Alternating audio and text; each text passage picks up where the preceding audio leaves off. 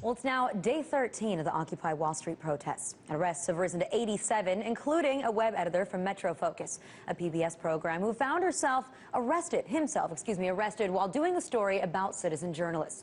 And it's now become clear that word around the Occupy Wall Street movement is continuing to grow. Now, we were one of the first to report on this protest taking place right in the heart of New York City, but we're now seeing other networks pay attention to what's happening.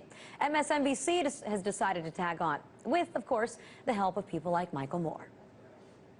The main reason people are down here is to reclaim their future. Not the past, not even the present, but the future has been stolen. That's just how greedy these people are here on Wall Street.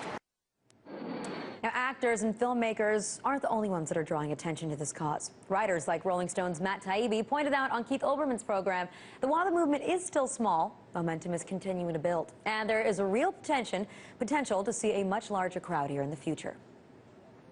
The reality is that there's a lot of real anger out there, and the movement is growing organically. I think just because people know that there's something to protest now, and they're coming out, and all these people are distressed, and there is enough real distress and desperation out there that this could transform into a real movement where there's enough really angry people to scare people in power.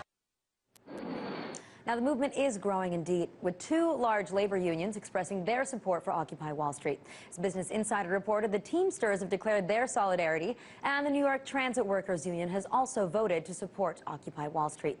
Now, the New York Transit Workers Union consists of individuals who work for airlines, transit, and utility companies, and it represents over 200,000 members and retirees in 22 states. So the protesters of Occupy Wall Street have expressed their solidarity with the Teamsters Local 814, who have been locked out by Sotheby's after a labor dispute. So with the unions officially signing on, I think that it's fair to say that the influence of Occupy Wall Street is only continuing to grow.